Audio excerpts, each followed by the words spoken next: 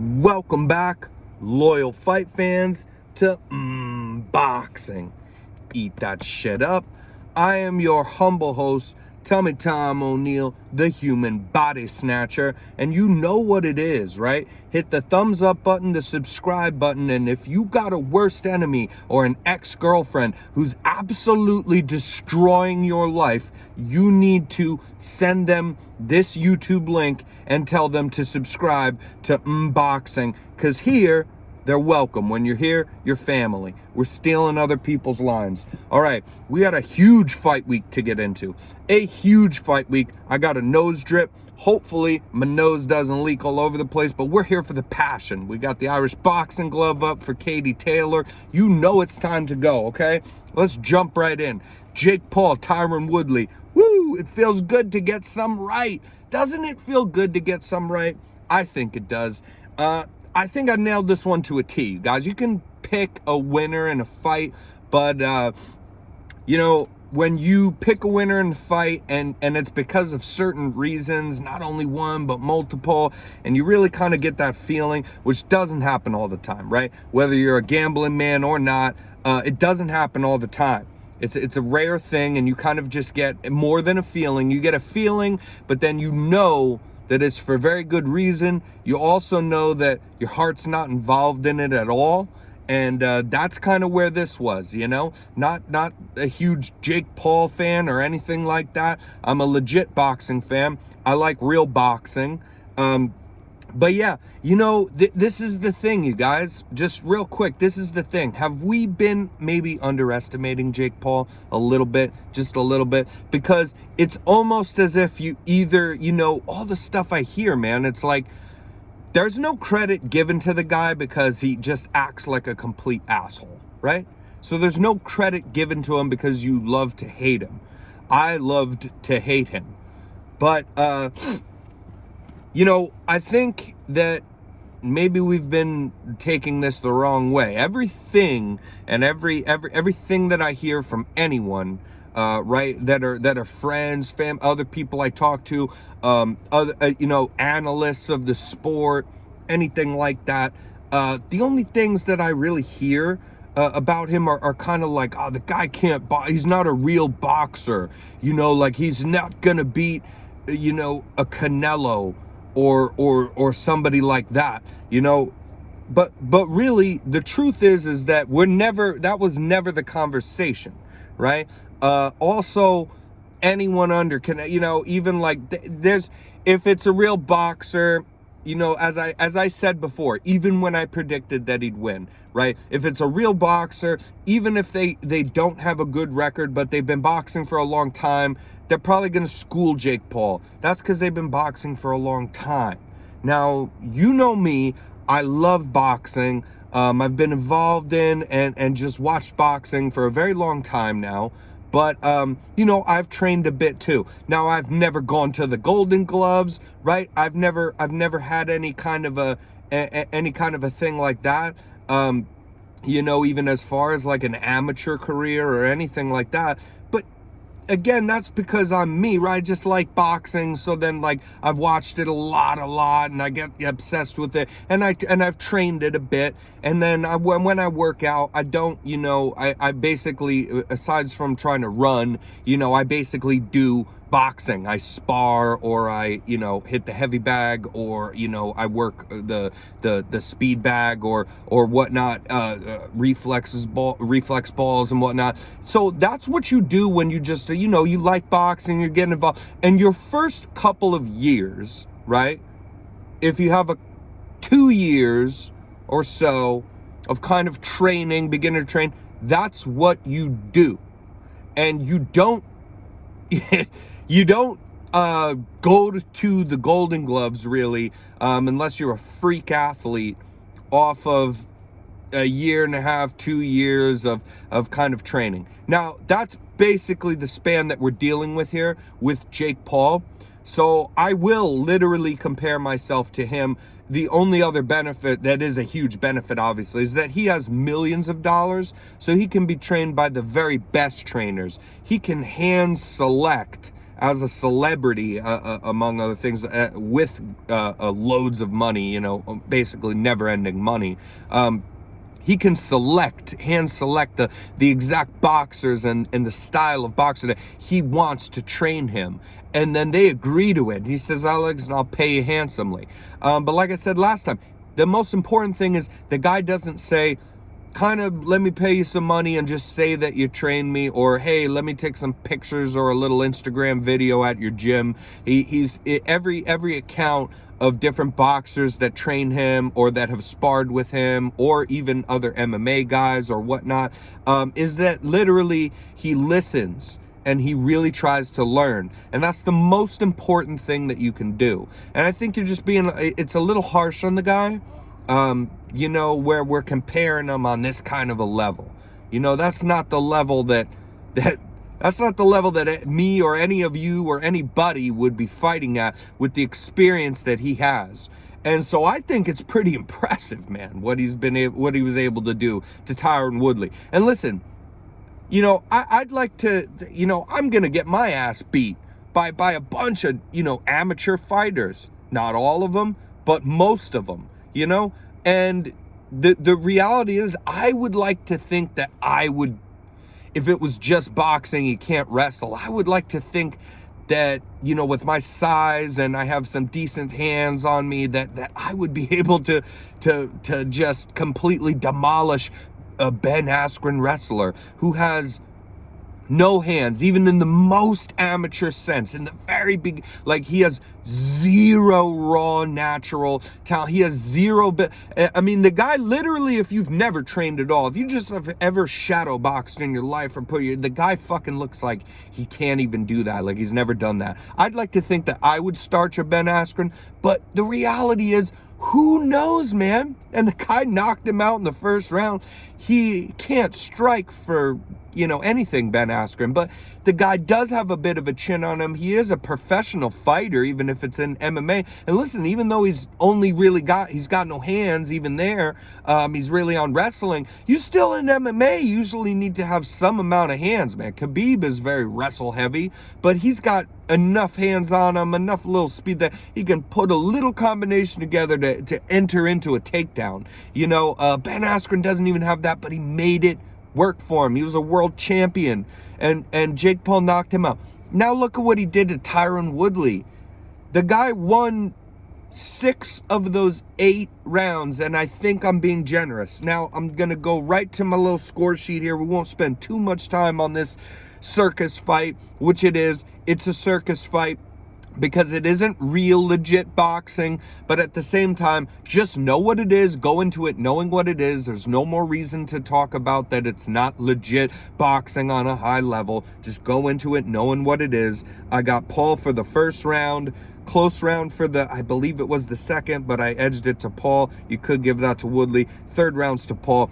Fourth round is the most dominant round that happened in the fight, where Woodley landed a clean shot and rocked Jake Paul. And so the most dominant round in the fight is Tyron Woodley's. But you know what? The guy doesn't throw enough punches, man. So he, you know, got successful that one time in the 4th round, hurt him, wasn't able to follow up on it, let him off the hook. Then you get the 5th round, which, man, you want to give it to Woodley, that's okay, but I really give that to Jake Paul. I think Jake Paul came back and won the next round. That's a close round. Then the other rounds aren't close, you know, aren't that close. Paul for sure in the 6th, Paul for sure in the 7th. 8th round's a bit close. But yeah, I'm just being, you know, I'm being generous saying that Woodley won even 2 of those rounds. So that's that, man. He just beat Tyron Woodley, and I think it's more impressive. You know, people come in for the knockout. It's weird because it's a circus fight. It's a circus fight, so people only want to see this to see Jake Paul, and they're people that don't really watch boxing, or they're MMA people that they only really watch MMA and not boxing. They're like, oh, Woodley, he's gonna come in a wide open karate stance and switching down like he's threatening for a takedown and fucking boxing, dude. This is nuts, you know? It is a circus fight. But yeah, I think it's more impressive than that he could knock. It would be more impressive just because Woodley really doesn't get put away like that. Even on his big losing streak, he really doesn't get put away that much. So yeah, I think it's still more impressive that you get, you know, that he would have finished him for sure. But I just feel it's real impressive that the guy's never been outside of 2 rounds, I don't think, Jake Paul, because he just knocks other YouTubers out or Ben Askren, you know, and now he's fought, and you know, again, of course not a real boxer. The guy's been fucking boxing for 2 years. Of course he hasn't fought a real boxer yet, but he fought an ex-world champion, you know, from the UFC, and Tyron Woodley, and yeah, he won 6 of those 8 rounds, man. And he went the distance. He'd never been, and now I predicted that he'd look very tired, and he did. He looked very tired. But nonetheless, he won. Let's move on from that, man. Let's move on. I think I've kind of said my piece before I ramble on more about that. On the undercard of that fight, we had a great fight. You know, Ivan Baranchyk, you know, took an L to Montana Love. Montana Love looks real good. Guy's undefeated. Think he has 1 draw, but he has no losses. He's undefeated. And Ivan Barancyk's a real savage. You know, if you watched other boxing episodes, you know that, you know, I kind of have these guys that I really like in boxing that they do lose because they're like old school boxers in a sense, because they get put in there as like kind of like a you know, a stepping stone for up and coming fighters that are at the highest of levels. You know, and we put Derevyanchenko in that category. And we put other fighters. I'm gonna throw Ivan Baranchyk in that category as well. The guy's just a savage. He's always gonna hurt his opponent. He did that again in this fight. He gave Montana Love a real test, but Montana Love uses boxing, uses wits, you know, and really just and took the win home with them. Yeah, Montana Love looked good in that fight. Also, that fight stole the night. You know, Ivan Baranchyk, you know, he had a big 5th round where he really hurt Montana Love. And then after that, it does fall off a cliff a bit. But that's up to the 5th round where some of those were close. Because Ivan Baranchyk, I mean, he took a bunch of those first rounds and then hurt him real bad in the 5th. And, you know, that's just because that's, you know, that's how Ivan Baranchyk is. He comes out like an absolute animal. He doesn't care about his stamina, really. He doesn't manage it very well. But that's why we love him too, you know? And he's kind of all or nothing. He's kind of a psychopath in there, and he came out like that here. He won most of those those rounds in the first opening rounds there. But then it kind of, yeah, fell off a cliff. He had a big 5th round.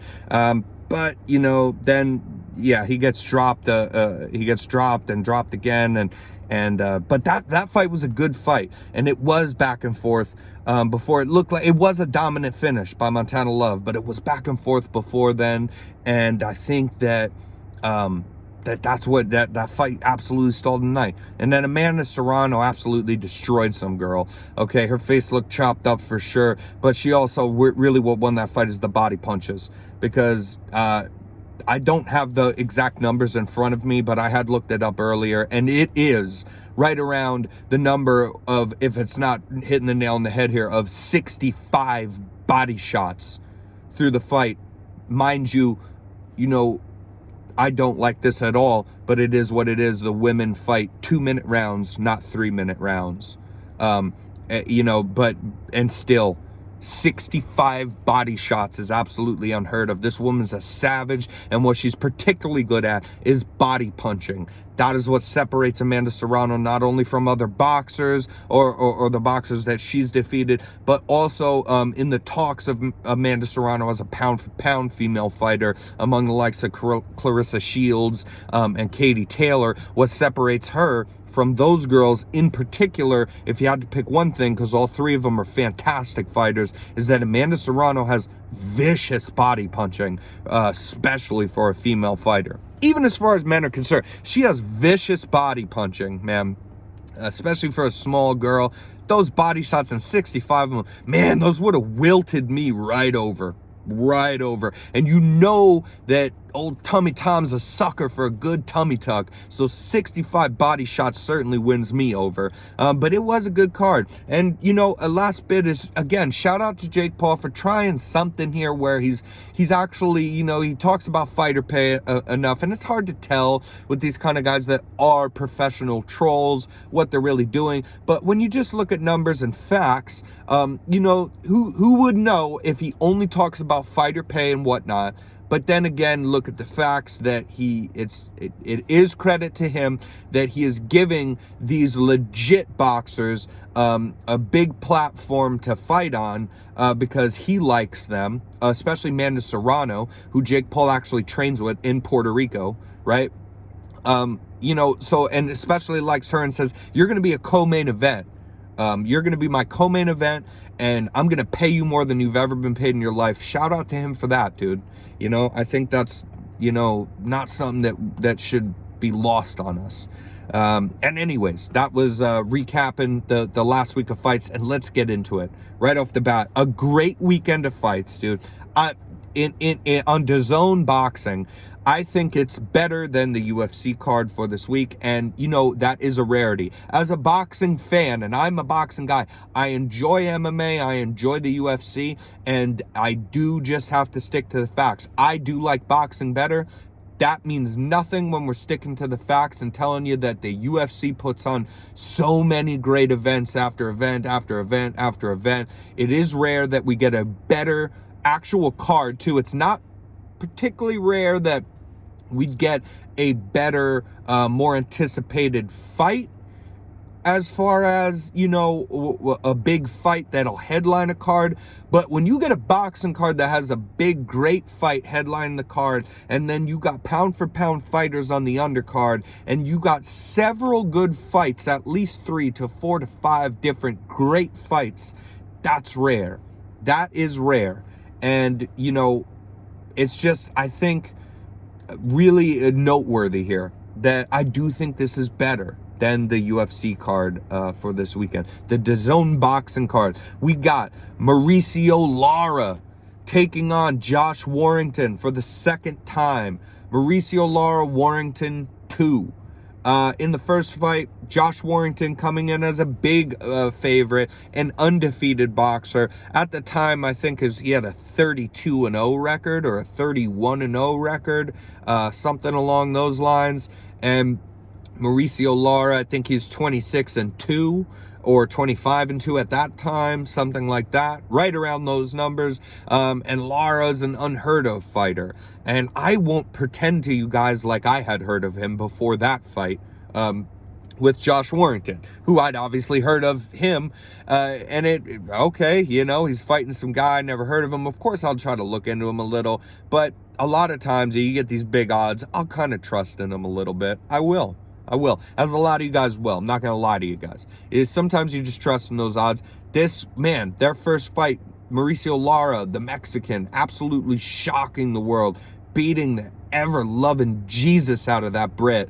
My God, man, that was a bad beating. I think there was multiple surgeries, if I'm not mistaken, and just really, like, afterwards for Josh Warrington. I mean, man, coming in undefeated as a heavy favorite, he didn't just get beat, he got stopped, he got dropped real bad twice, and it really should have been more than that. Seemed like more than twice. What the first time was in the 4th round, and I feel like he just could have stopped the fight right there. Definitely could have stopped the fight right there because, you know, he was out on his legs, he barely got up. Then when he got up, the referee, you know, your main jobs, listen, some refs in MMA and boxing, they stop the fights arguably early and whatnot. I mean, your most obvious job that any referee normally stop a fight on is when the fighter gets up and they check their gloves, bring their gloves together, and they're standing there. They bring their gloves together, they look in their eyes real quick, and then they look down to their legs. And then sometimes they step back and they say, "Come to me," and they look at their legs. Because if their legs aren't under them and their legs don't look right and they're wobbly, and they look at their eyes, and if their eyes are all over the place because they've been knocked silly, you stop the fight.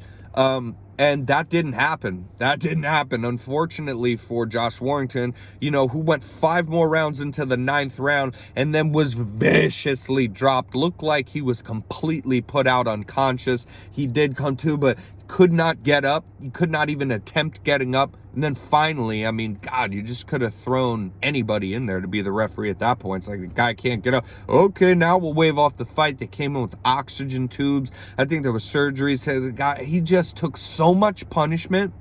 And he's fighting, you know, Mauricio Lara again. An immediate rematch after, you know, he had come off of a layoff before that fight.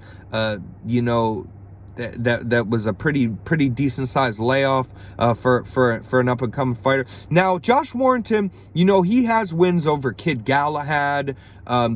He has some really good wins. Who's the other guy he beat? He beat Kid Galahad. He beat somebody. There was two other guys he beat. He had 3 really good wins. He put him back to back before that Lara fight. That was a part of the reason that he was a huge favorite. He really had beat some great names. So Josh Warrington, listen, he's a great fighter, and it doesn't matter if he loses this Saturday, you know, he's still a great fighter. And the absolute heart of the guy, I'll start there, to take an immediate rematch after such an ass whooping. I mean, let's just be honest. That was so bad. That was such a bad ass whooping. You don't really see stuff like that a lot. That was hard to watch. Go watch the Warrington versus Lara, the first fight. That's hard. It's a hard fight to watch. That absolute ass whooping that Mauricio Lara gave him. But now he's on my radar. And listen, I can't believe they have Mauricio Lara as an underdog for this fight. You know, they had him at 130, you know, plus 130. I got him at those numbers, right around those numbers. I think it's going down now. It's like a plus 100. You know, yeah, because it shouldn't be.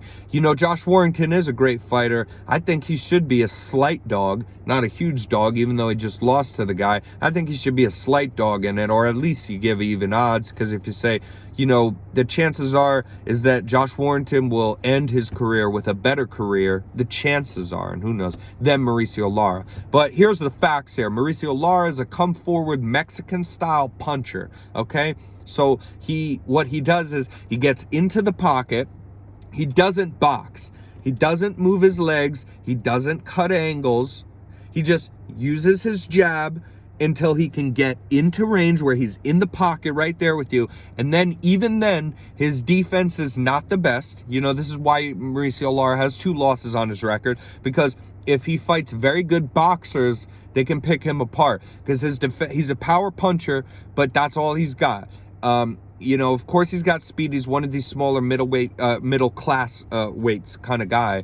So of course he's got some speed, but it's not ridiculous for the weight class.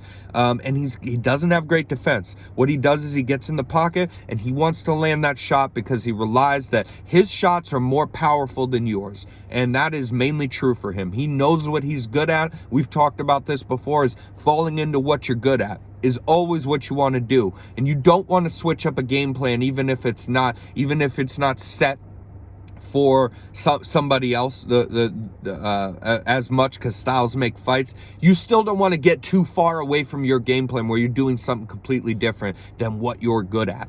And Mauricio Lara is a guy that knows that. And so what he does is he'll take shots, because he doesn't have great defense. He'll take shots and he'll take several combinations like he did in the first fight with Josh Warrington. Josh Warrington's a fast guy. Matter of fact, Josh Warrington, there you go, he's faster puncher than Mauricio Lara. He putting 5 punch combinations together while Mauricio Lara's trying to come inside, and Mauricio Lara's eating all of those punches. And it didn't matter, because he eats them up, and then what he'd do is he'd be able to land a quick left hook, right? And either followed up with trying for an uppercut or a right hook back. And that so Josh Warrington's 4 or even 5 punch combinations are not powerful enough to take the chin off of Mauricio Lara. And Mauricio Lara, he is just happy and content with landing 2 hooks back. 2 hooks back after eating a 5 punch combination, because though in the end that was the exchange for that couple seconds, and the whole fight then they reset, then there's more of that, then they reset, then there's more of that. Okay, and the thing is in all those exchanges, every single one of them, the fact that Warrington's landing more punches does not matter, because Mauricio Lara is being more effective in the exchange. His 2 punches are so much more effective, and the only time that even some judges, because you never know with these judges, but even some judges prefer power punching, and they can appreciate seeing a guy being affected more by more powerful shots, even if the other fighter is landing more, but they're not as effective.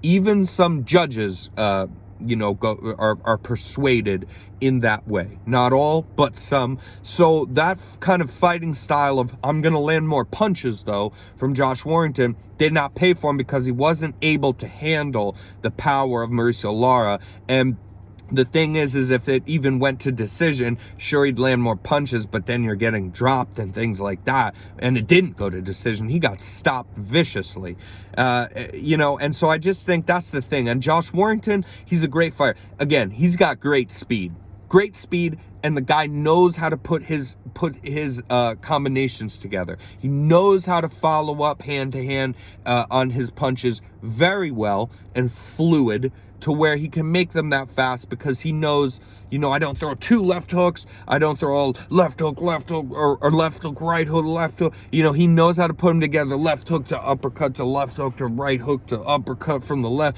He knows how to put his punches together to make them be the fastest way that your body can move fluidly, and that serves him very well in a very great career he's had. But he is also a come forward pressure style fighter, and styles make fights, and Mauricio Lara will only lose to good boxers with good foot movement, who keep distance and pick him apart with more shots, and don't let him land a bunch of those powerful hooks on the inside like he likes to do, or don't let him enter into the pocket by starting off by going to the body, which is a little bit unheard of, because not even like jab to the body enter, which is something you can do, instead of to the head.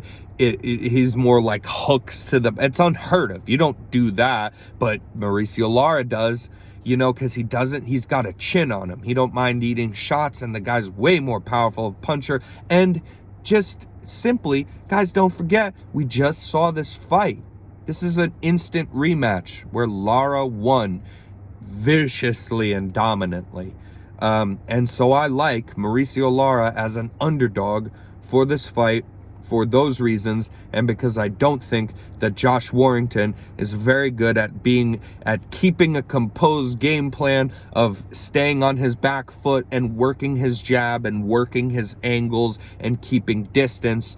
And they're probably favoring him because now they're putting the fight in Leeds, I think is what it's called, in England, which is where he's from, which is his hometown, and it's going to be crazy in there. And I think that, again, that could play not to his benefit. That could, because what he needs to do is stick to a composed game plan of keeping distance and not letting this guy engage in a war with you. And when you get screaming fans, it doesn't matter that they're screaming for you to win. What they're going to do is pressure him into, if he lands a good punch, they're going to pressure him into fighting in the pocket with Lara, which is not what he needs to do. And I don't think, but he's a come forward pressure style fighter. And we, like I just said, you don't want to get too far away from your game plan and what you're good at. So come forward pressure style sit in the pocket fighter is proven to not work against a guy like Lara. Okay, and we just saw that, and now they're doing the same thing again. And again, I think, that if you say his best idea is to box off the back foot, keep the jab, keep the distance, work the angles, that's not what he's naturally good at. So again, that might not really work for him. He can't do it like other boxers that's what they naturally do the best, you know? So yeah, so we got that. And then we got Katie Taylor fighting. Katie Taylor fighting Hun, who I've never heard of, but you know, Katie Taylor trying to unify that division, and she will. She most definitely will. The only question is eventually put together a fight with Serrano and Katie Taylor, and I'm fearful, man. I love both those girls, and so it's not like I wouldn't be so happy for Amanda Serrano, but I just personally, I'm Irish. I got the Irish boxing glove out for Katie Taylor. You know, you have a Conor McGregor in MMA who's great, and he did some fantastic things, you know. But one, that's in MMA, so you'd separate it from boxing. But even with him, then he's got all these losses that he's come back from. Now, as far as Irish boxing goes, you know, you got Michael Conlan, and he's great, but he's a guy who's up on the rise. He's trying to be, he's an up-and-comer. You know, you got Carl Frampton, who was great, and Carl Frampton came real close to maybe being called the greatest Irish boxer that there was, but Carl Frampton got losses. And that reminds me, that's the other guy that Josh Warrington beat. That's who I was trying to think of, the legend Carl Frampton, you know. But anyways, yeah, that's, you know, Carl Frampton was close, but then he's taken his losses. He lost his belts. Now I believe he's retired, you know, and Katie Taylor is really, she is at this moment the greatest man or woman boxer and possibly fighter, period, that has ever come out of the great country of Ireland. Right? And she's a woman fighter, and that is just shout out to her. You know, she's literally going to be greater than any man or woman fighter from Ireland, I believe. I mean, she's already pretty much there. At this moment, she is. She just is. So get behind Katie Taylor. You get her fighting. She's a pound-for-pound fighter. Arguable, all three of those girls, Katie Taylor, Clarissa Shields, and Amanda Serrano, you know, all arguable as to who's the best, but those are the top three. That's not arguable.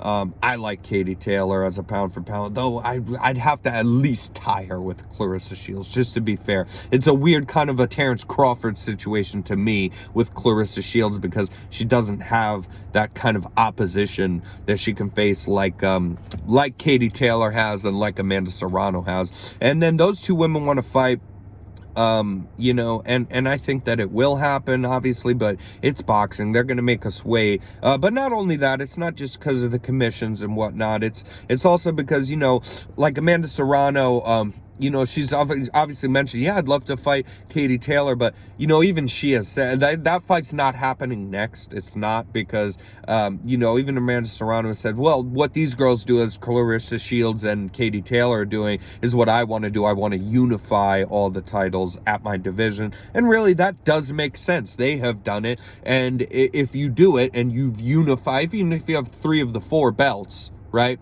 If you have 3 of them, sure, you could, and it's still the big fight. But if you get that 4th belt, it does mean you've unified the division. There's no other champion in this 4-belt era, you know, that can oppose you. And then you get another unified champion, and you meet, you know, at a weight class for all these belts. It's really, it does make it bigger. It is worthwhile. I do think that that's the right next step for Amanda Serrano. And she's a scary girl. She might be able to beat Katie Taylor. I don't know. You know, that's a hell of a fight when that happens. But it for sure won't be next.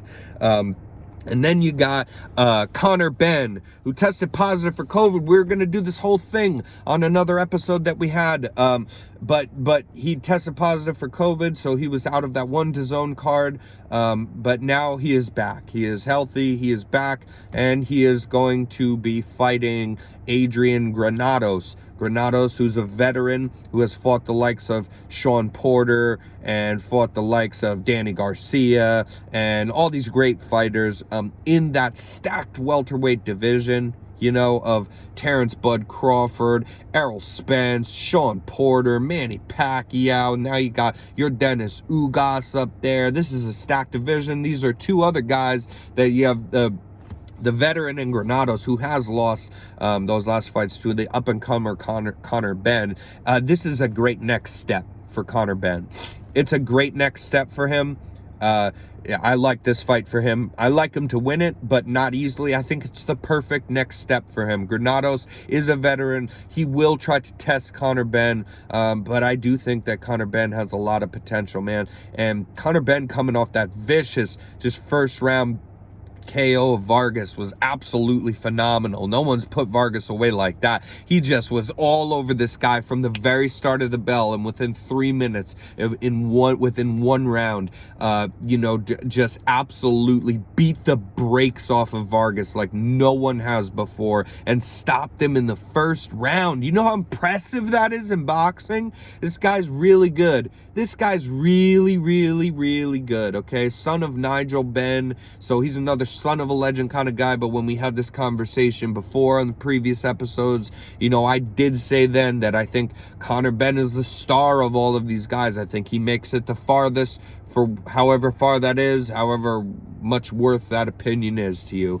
But yeah, Conor Benn, I like him to beat Granados, and I like him to get Granados out of there as well, for sure thing.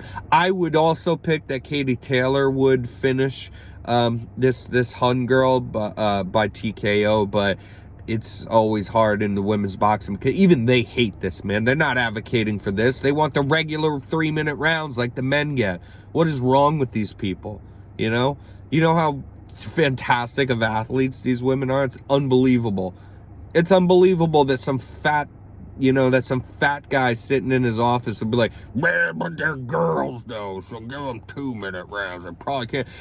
Like Amanda Serrano was going to stop her opponent several times in this last dominant fight, but you only get 2-minute at the end of every round. She looked like she could have stopped this girl, but you only getting 2-minute rounds, and it gives them to survive, and it's just stupid. So I normally would also pick Taylor. I'd pick Taylor to win for sure, Katie Taylor, but I would also predict a stoppage from her, which is very possible, even as it is, but it's always dicey because they give them those stupid 2-minute rounds.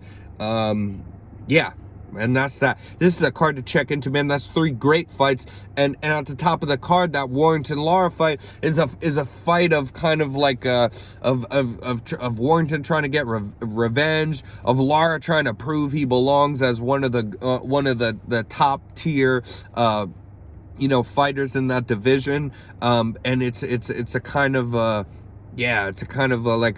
just a real banger of a fight, as the first one was, and it's not a title fight, but it headlines a multiple title holding champion in Katie Taylor as the co-main event of that, and Conor Benn, a future title holder there.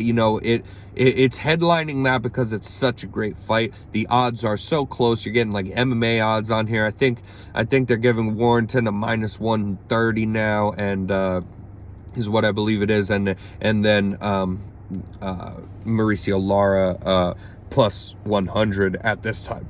I'm pretty sure I got him at a +130, though, which is just great. That's just great because I like Lara for that fight.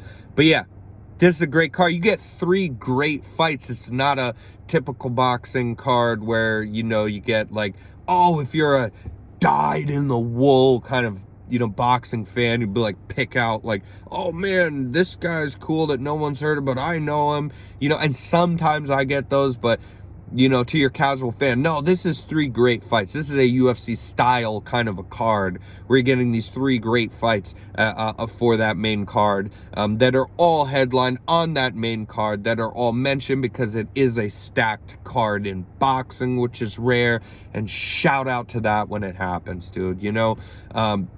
Yeah, listen, this has gone on long because we've talked a lot of boxing. I think we went over a lot. We'll get back, and yeah, we're getting ballsy here after that great nailing the Jake Paul prediction. We're going to get ballsy here and go with Lara as an underdog attached to those other 2 favorites that I mentioned, and try to win some money. Until next time, fight fans, make sure you stay loyal and tell that shitty ex-girlfriend to subscribe to our podcast, okay?